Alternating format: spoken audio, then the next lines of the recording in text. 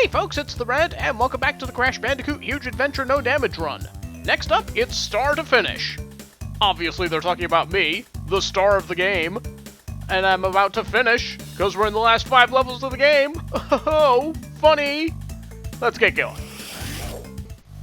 Yep, we have ourselves another space level. I suppose it's to be expected, we're coming close to the end of the game here, so a level like this just makes sense. We're gonna have some more returning gimmicks from Crash 3, such as the spinning green platforms that when you step on them, they launch you high into the air and make you use a death tornado spin. Useful for getting over those large stacks of nitro, as well as for clearing long gaps. And yeah, we're gonna be seeing plenty of long gaps going forward. So, they gave you a death tornado spin, they expect you to use it, darn it. Now, we're going to launch ourselves past this third spinner here so that we can actually just jump up and take out the robot manually. It's hard to tell if its arms are up or down if you're being launched into the air, so I'm opting for the better safe than sorry approach.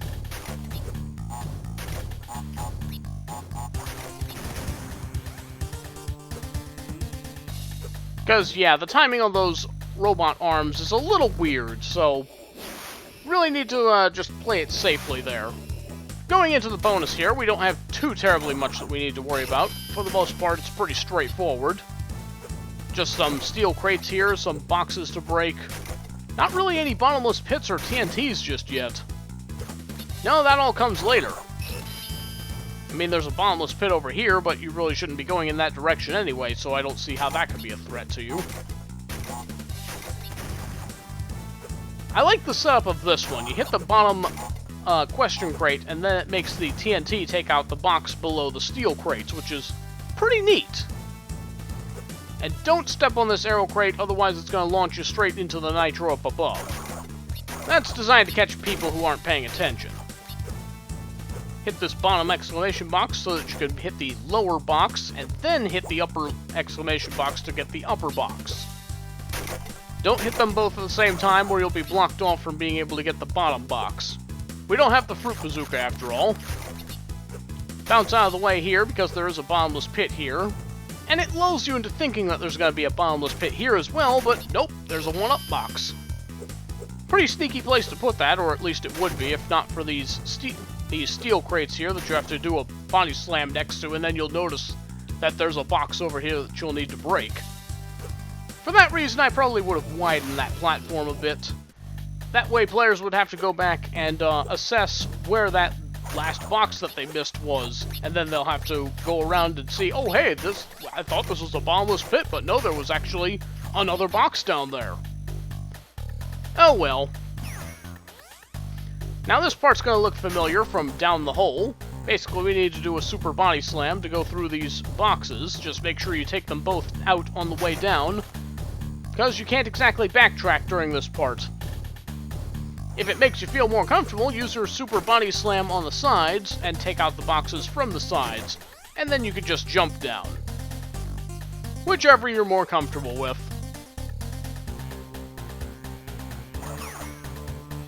Now, up ahead is where some of the jumps are going to get a little more uncomfortable, such as these nitros, but we do have a double jump to help out with that. And we're also going to have the tilting platforms. Just make sure they're green when you jump and you're all good. This TNT will be set off as soon as either of these boxes are hit, so take them out and get out of the way. But yeah, with the way the level is set up, I find that this one isn't as difficult as the last space level we did, Ace of Space. Just something about the level design doesn't feel quite as difficult as that level was. It could be because there's not as many bottomless pits or something. But I don't know, I just find it kind of weird that they don't have... that this would be one of the easier levels in the final warp room. You would expect the harder stuff here. Oh well, just further testament to how all over the place the difficulty of this game tends to be. Now, don't hit this exclamation box just yet. Hit the nitro detonator, grab the crystal, and then we're going to head on down here, because there's an alternate path we need to deal with. Watch the timing of these platforms carefully. Wait until they turn green before you try and jump on them. And once we reach the other side, we get the red gem. Now, getting back is going to be a bit difficult as well, because the timing is going to change on these platforms. Ooh, that didn't look comfortable. Yeah, let's just try that again. That looks a little better. Whew, that was a little close. Okay. So now we can bounce our way back up here, and now we can hit the exclamation box. And that's going to fill in this hole. Just a few more enemies that we need to get past. Just going to get you out of the way. Yeah, just put your arms up. I don't want to jump at this thing all of a sudden and then it throws its arms up, and now I don't think it's going to. Fine, be that way. And there we go, our box completion gem, and we're done with the level.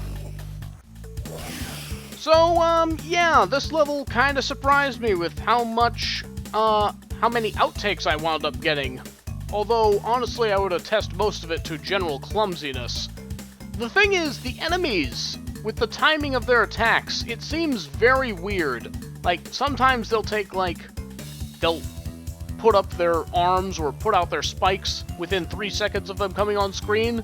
Other times they'll do it after 6 seconds. It's really hard to tell, but I stand by what I said. I find this to be the easier of the two levels. Ace of Space was harder than this. So it's kind of weird to have this in the last warp room. But enough talk about that. Just have a look at the outtakes, and join us next time as we head to level 17. Air Supply. See you then. I mean, it makes sense. We're coming close. Oh. Maybe not spin there. And yeah, that's one of those long gaps I was... Ugh. Not sure why that is. This game's difficulty is kind of all over the place. Well, heck, I didn't even see that. Which I find kind of weird, because we're in the last warp room here, so you'd think they were saving the hard stuff for now. Oops. And speaking of long gaps, we're going to be seeing a... Ugh. Get your crystal, and then jump straight down. Not that straight down. Save of the spinning plat... Oh, that was dumb. And this TNT crate will be set off as soon as you set off one of these... Oh! I do think that this particular space level is going to be a bit... Oh! Put his arms down at the wrong time. All that being said, I do think that this... Oh! Why are you always right where I don't want you? And up ahead, we're going to have a few more little things to keep an eye... Oh! Got greedy. Okay. Oh, what? I protest! I was at the right time! Oh. More tilting platforms, as you can see.